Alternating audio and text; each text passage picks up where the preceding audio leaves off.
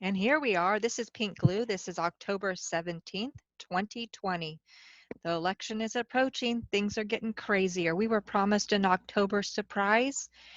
And you know what? So much is coming out. I'm not sure we'll absolutely know when the big surprise hits or if it's all wrapped together into one. So, Pink Glue, episode 136, Authoritarianism by artificial intelligence. Instead of being accountable for our own actions, let's blame others. And in this place, let's blame the computer that's making the decision that, oh, by the way, was programmed by people.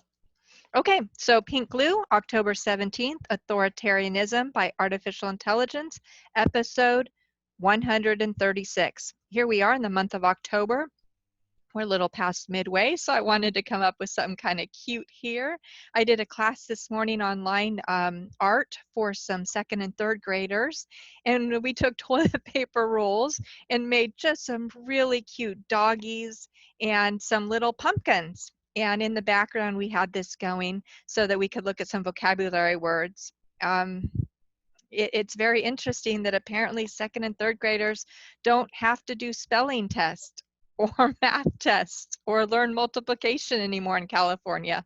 And that's not because of COVID. Apparently, this is just the new standard. Drop the ball as low as it can go. So anyways, boo to you. Happy Halloween. October, ghosts and pumpkin thrills. One thrill around the corner after another. So I'm going to start with this right here, but we're not going to dig into it. I just typed in Biden Chinese because I know even overnight a lot came out in the news.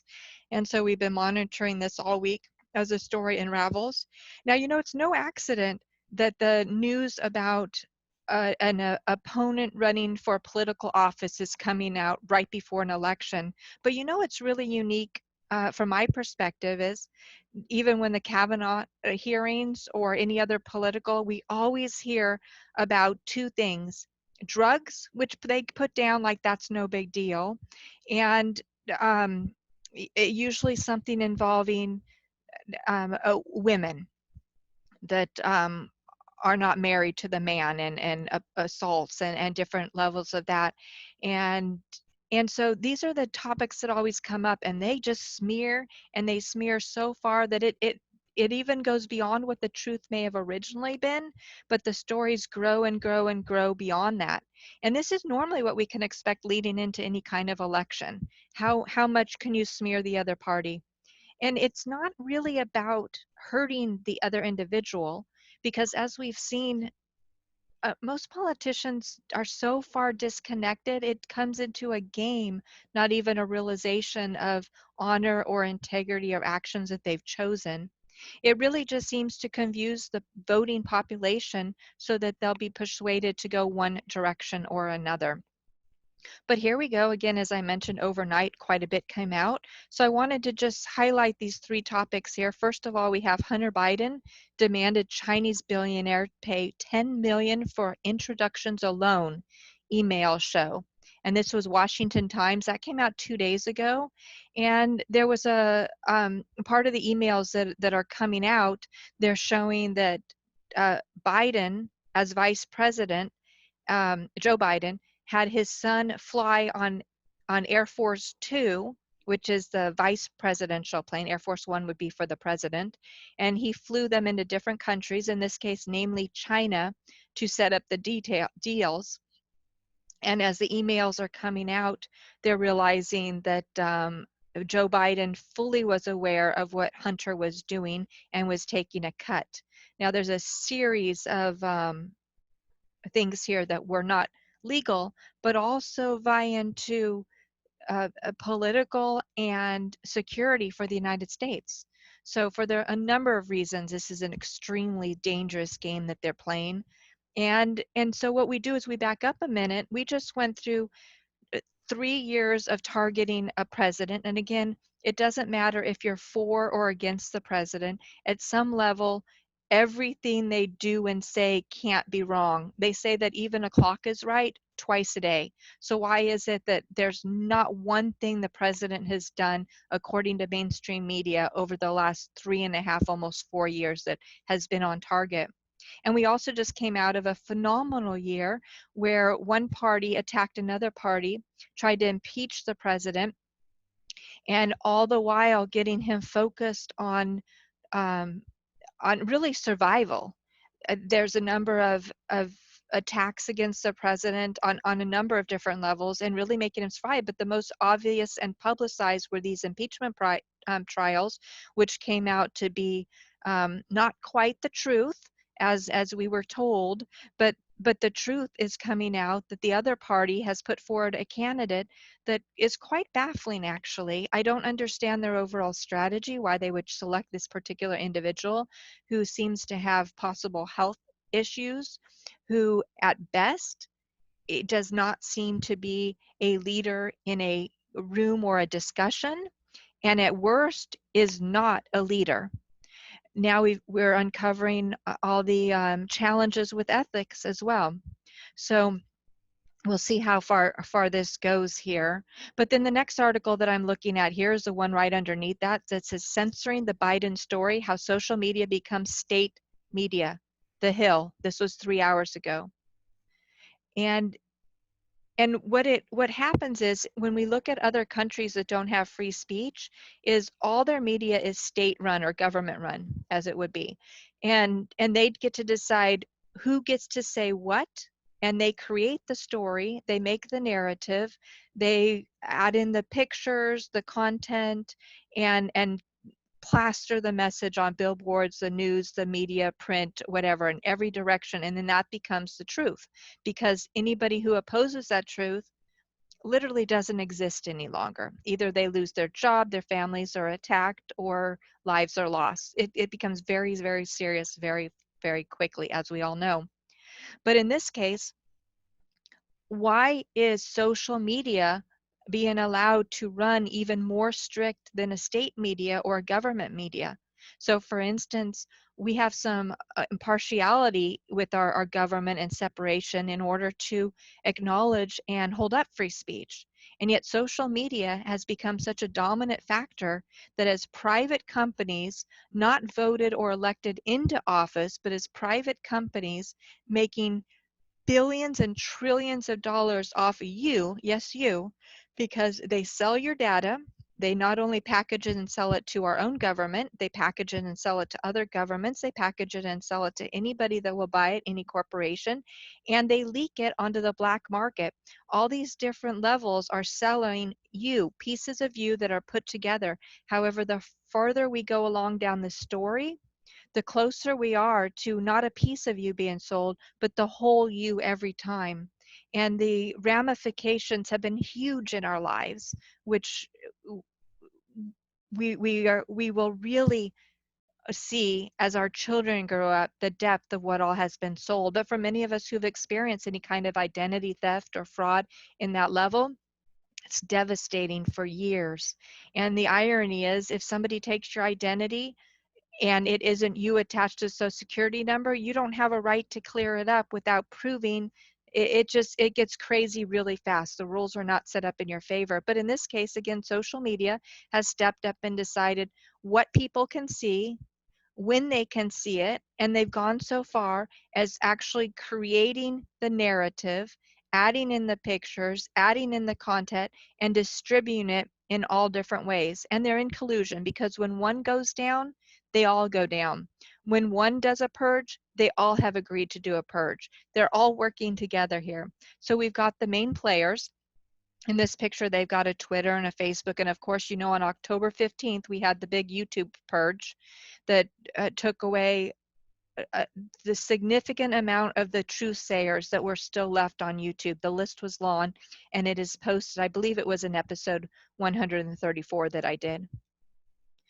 So social media, in this case, is taking one candidate for the Democrat and hiding the bad news, and yet and for the Republican side, they're spraying out as much bad news and bad publicity as possible, even without any facts.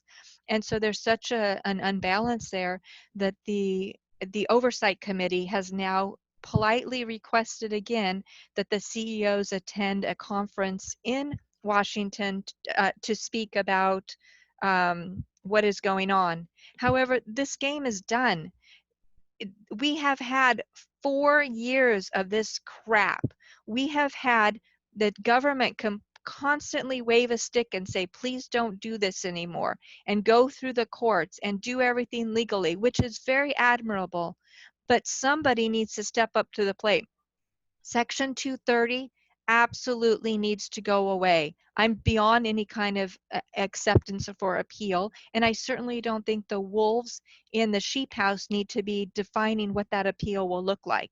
There now need to be criminal charges moving forward against these CEOs and head officials, which are pushing the narrative and actually at this point interfering in elections, which is election fraud, and there's a number of rules and regulations against that, which have criminal penalties.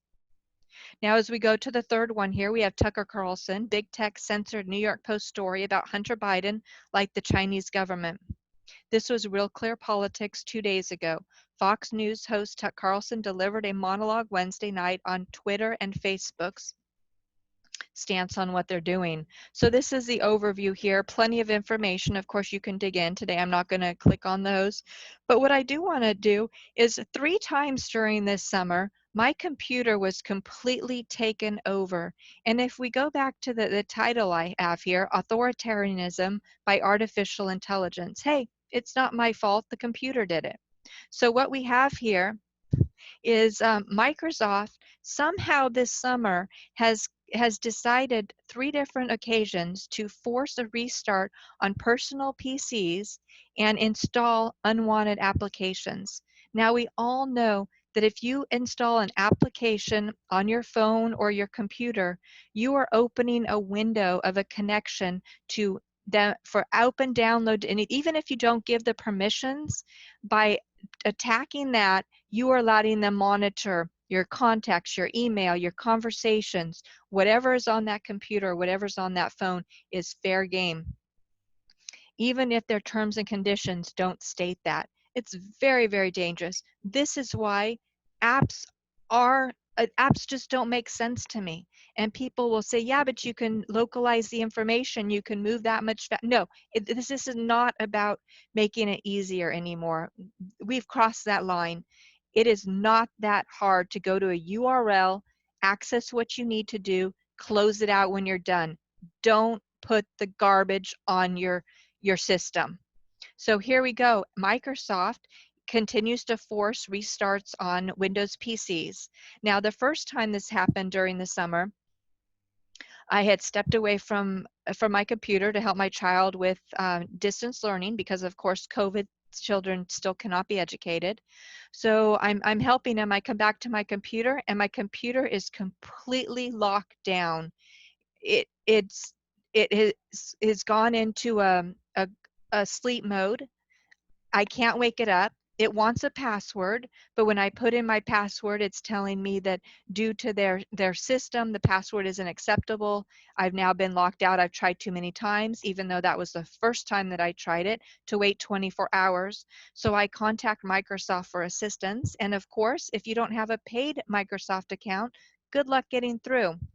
However, there are some options that you can get through on the tech side. I finally reached through to tech, which once I got in that direction and the right number, I will say customer service was excellent. It only rang 2 times. I stated what I needed. The individual on the other side was extremely sharp, knew how to solve the problem, and very honestly informed me that Microsoft had some rolling updates in computers throughout the United States over the last 3 days, and my region was in the last batch. They were trying to work on a patch on the back end. Realistically, I would not expect any kind of computer access until the patch went through, and they confirmed that no, there was not a problem with the password that I had, but their back-end tool was blocking access to confirm or do a handshake with the password. Therefore, any password put in was denied. They locked us out of our computers. Now, this was the first. When they did that, it came up miraculously with all kinds of different apps. none of which I want, and many of which are bloatware. They cannot be uninstalled. But one of the big one that ended up appearing was the solution to the competition that we're seeing with Zoom. So they decided to launch down here at the bottom. Let me see if I can even pull this up again. Loading Microsoft Teams. Now, this has come up at least 4 times since that point, and it'll come up on startup. So when I completely bring down my system and refresh it and recharge it, then I'll bring it up, and I'll do that every few weeks or so. And every time Microsoft Teams come up, it completely locks down my computer. I have gone in to remove Microsoft Teams. I do not use Microsoft Teams. I do not use login for Microsoft Teams. In fact, I don't even use the Microsoft Word products. I think it's called Open Libre, and I have for over 15 years now. Other than having a Windows platform, this is not the bloatware that I want to have on it. So let's look at this again. The latest proof you don't own your Windows 10 computer. This came out October 17th, which is today, by Sean Hollister, and this is on The Verge. Let me see if I can pull that there. So I'm going to take a moment and go through this a little bit. The article here says, I stepped away from my computer for dinner, halfway through writing a story for The Verge. When I got back, I couldn't believe my eyes. Windows 10 had restarted my computer without permission yet again to install another forced operating service update onto my solid state drive. The OS updates are becoming more and more constant, and they tell you you need to do it because it's a matter of security. Is it really?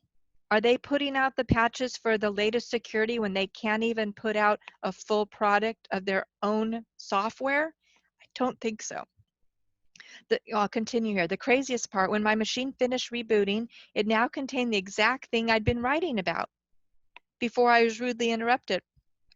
Microsoft had installed unsolicited, unwanted web app versions of Word, PowerPoint, Excel, and Outlook on my computer. Why would that be an emergency update? Okay, it's not as bad as when my entire computer screen got taken over by an unwanted copy of Microsoft Edge. No, this time Microsoft is merely sneaking unwanted web apps onto my PC and using my Windows 10 Start menu as free advertising space. Did I mention that icons for Microsoft Office apps have magically appeared in my Start menu? Even though I've never once installed Office on this computer, this must be another LibreOffice user, not a Word Office user. These aren't free full copies of Office, by the way. They're just shortcuts to the web version you could already access in any web browser of your choice, which double as advertisements to pay for more fully feature copy. Because they're web apps, it's not like they take up any space on my computer, and I don't really mind them in my Start menu. They're among the least offensive bloatware I've seen, and I've never really looked at the Start menu anyhow. My taskbar and search bar have long been enough for me. Nonetheless, they're the latest proof that Microsoft doesn't respect your ownership of your own PC. The latest example of Microsoft installing anything it likes in a Windows updates, up to and including bloatware. And the latest example of Microsoft caring more about the bottom line than whether a few people might lose their work when Windows suddenly shuts down their PC. Luckily, I didn't lose any work that day, but a friend of mine recently did. And here's a Twitter. Here we've got Sean Hollister. How is this still happening to people? Microsoft, Sean Buckley states. Once again, at Windows has restarted without notifying me and caused me to lose some work. I was typing a note in Notepad, but had not yet transferred it to Google Doc. Got up to get some water. When I came back, my PC was rebooting. Text is gone. This was October 4th. And this has been happening all summer. We're locked out of our jobs. We're forced to work from home. And Microsoft has taken this opportunity to literally abuse the situation. Microsoft seems to think our computers are free advertising space. So here we go. We know it's happening. We know it's on all levels. And the excuse that we get at best is it was just a push.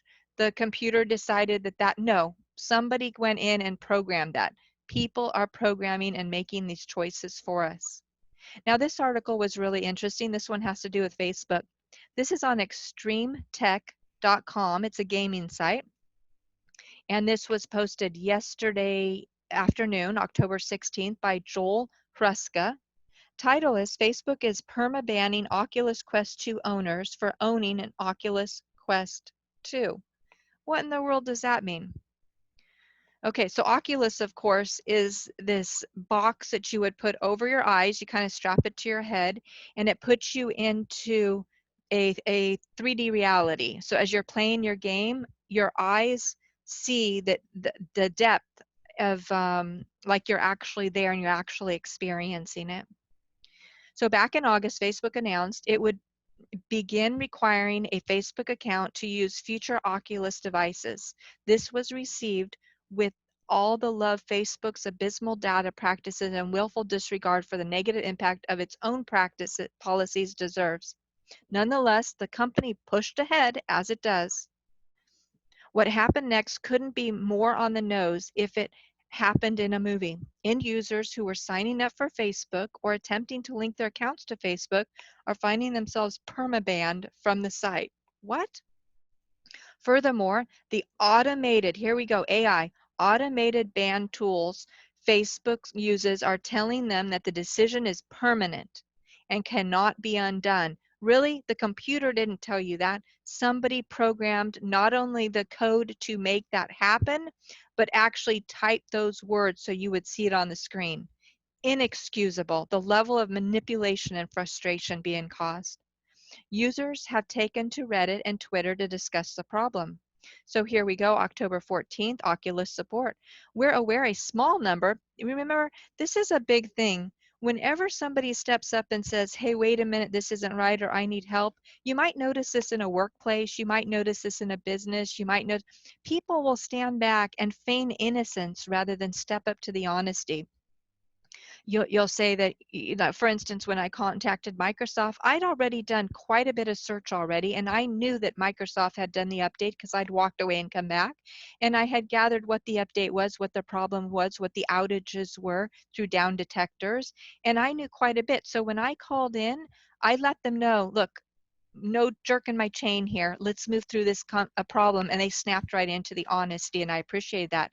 But typically, that's not the default. We get here this Oculus support of a small number of customers, or, oh, really? We haven't heard of this before. Or you must be the only one. Or my favorite is, how did you create this? No, we didn't create this.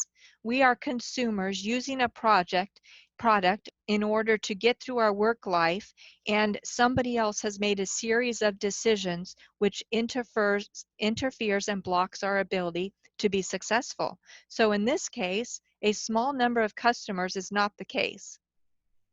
If you're one of the few, here it's reiterated again, this is a marketing pitch, who's been having trouble getting set up, we're ready and available to help. Just reach out and start a ticket. You know what? Why do you need a ticket? Why don't you just change the back end problem? So here we have Ivan Treese. This is the message people are getting. So is in the line in red automated just nonsense? FYI, the only reason this is being dealt with now is because they have to, not because they want to. Care to comment, FB? So here we go. We've got a screenshot of what he's posting. Your account has been disabled. Now you have to understand, I'm not on Facebook, so I've already chosen over a decade ago to not participate in this. However, many people have their business account set up there, all the communication with their family and friends. This really has turned into a lifeline, especially during the period of COVID when people are isolated and locked in their homes. And to buy an Oculus, which I think they're somewhere around 500. I didn't look them up for this article, but they're not $5. They are a significant amount. To get it hooked up, to be forced to go through a Facebook account when these users did not want to anyways, and then now the account has been disabled. And by the way, if you don't already have a Facebook account, or if you had a Facebook account and you haven't used it in a while, Facebook doesn't let you just use your old password to sign in or ability to set up a new account. They're now requiring government ID in order to get a Facebook account. And let me tell you the trick that they use. As they're gathering your data, a social media company does not need your government issue ID. Wake up, people. That's a clear sign. But what they're doing is they're denying the first one that's submitted. They might say it's blurry. They might say it's unacceptable. They might say that just upload and they'll have another suggestion ready to go, and then that one will get through. The thing is they're gathering multiple points of government ID. So they might ask for driver's license and say that this is not sufficient. We need a passport. You don't need to provide any of that.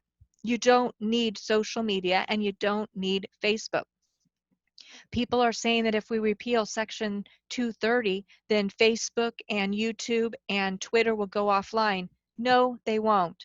But if they do, would it really harm our lives that much? I vote no. So let's read this some more. Facebook, your account has been disabled. You can't use Facebook because your account, again, blaming you, or activity on it didn't follow our community standards. Really? Being forced to sign up to their account didn't follow their community standards. Now, these aren't people who got into Oculus already. They're just trying to access it. We have already reviewed this decision and it can't be reversed. Again, somebody had to type that in there. What a bold, we can just put a whole series of adjectives in there that somebody actually typed that in there. To learn more about the reasons why we disabled accounts, visit the community stand. So if you want to learn more about generic situations, which isn't even backed by the truth or honesty or integrity, you can click here and waste your time further. However, the bottom line is they're threatening individuals. You use our platform or you can't use what you paid for, the product or hardware you paid for. And by the way, we're now not going to allow it and we are permanently banning you. Stunning arrogance, the article continues, demanding that end users begin using Facebook accounts as though this represented some kind of improvement to the end user experience that took chutzpah enough. But look at that bit circled in red. We have already reviewed the decision and it cannot be reversed. Really, my only response is a middle finger with a WTF. 1. Yes, it can be. Any decision to ban an account can be lifted. Deleted accounts can be recovered. Since Facebook insists on a real name policy, the company could institute a 72 to 96-hour period before it unlocks an available username, just to allow for an appeal review process. If it doesn't, it's because it doesn't want to.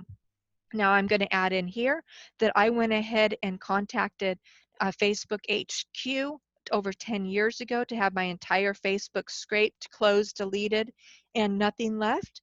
And it was brought to my attention about a year ago that my account is still on there, which is why I know that I now need government ID in order to access my account to go in and try and shut it down again. They have no integrity. They steal the data and sell it, and they own it.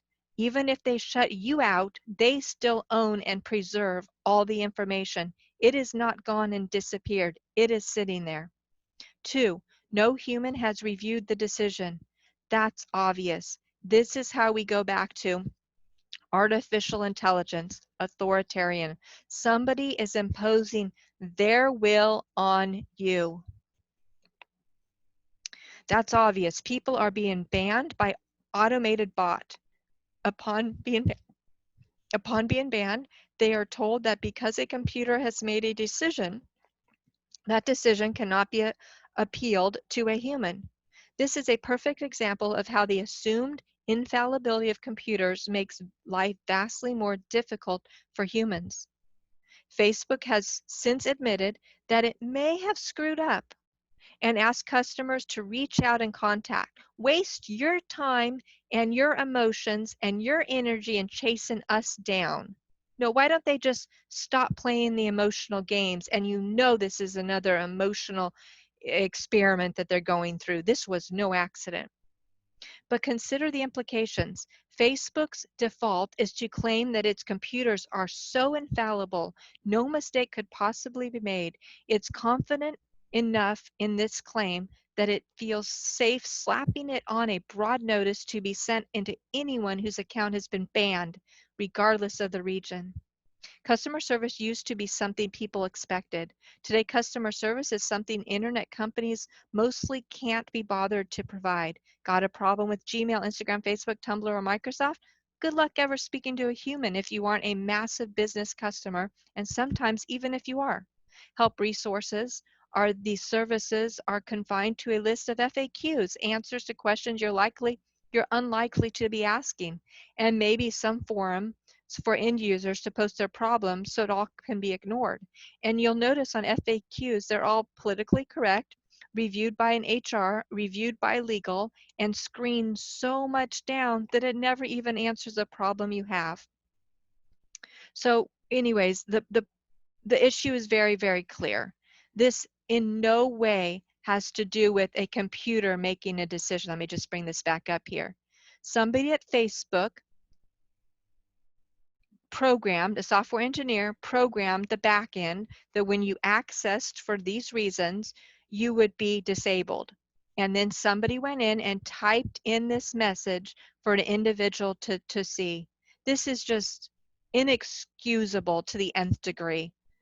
Uh, these social games are not, they need to stop.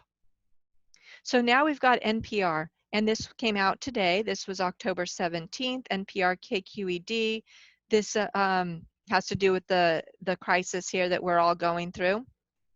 And yet again, we continue to hear, as we're aware in California, due to extensive fraud, EDD has stated that they went ahead and shut down for 2 weeks. I'm not sure if they're up and running. They said that during that period of time, they were going to get their shit together and be able to move forward again. But as you know, as an example of the post office, let's say that the post office doesn't deliver the mail for 2 weeks. When they reopen, are they in a better situation? No, the employees are mentally stressed. They now have 14 more times the work to do because all of that backed up, and the emotional overload is just huge. Plus now they're learning a new computer system, implementing new programs and policies. They're threatened because always it is the person who is helping at a customer service level that gets the brunt of the executive decisions.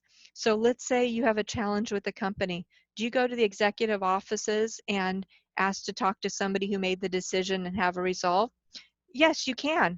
But no, you're not going to reach them. They're so well padded and insulated from anybody. What you do get is customer service, an individual who usually gets paid close to minimum wage, who probably is a very nice, caring individual, but can make no decisions, outcomes, or actions, and just has to sit as one person after another reaches out in frustration just to solve a problem that that company created.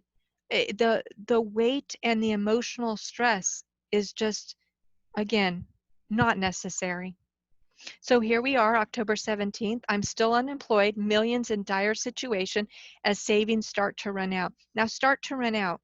How long do people save for? Now, I don't mean somebody who, um, is just diligent with their money, or, somebody who's just, I call it, Starbucks every day. In my mind, that's a waste of whatever that is, $5 every single day times, if you look at 30 days in a month, and that adds up really, really fast. But that's a whole nother conversation. Even if you're very, very diligent with your money, you save, you eat in, you do all you can. How long can somebody save in their bank for? And if they are a good saver and saving for periods like massive shutdown for 9 months, which is unbelievable that this is occurring, then why do they have to use their life savings in order to would help them retire and take care of their kids and their family to cover up this man-made crisis? And I say man-made because even with the virus out there, the virus did not make the decisions to shut down businesses, to shut down cities, to shut down. The virus did not make that decision. Human beings made that decision. We go back to the same point again. This isn't artificial intelligence. This isn't about this needs to be about accountability and responsibility. A human being made the decisions.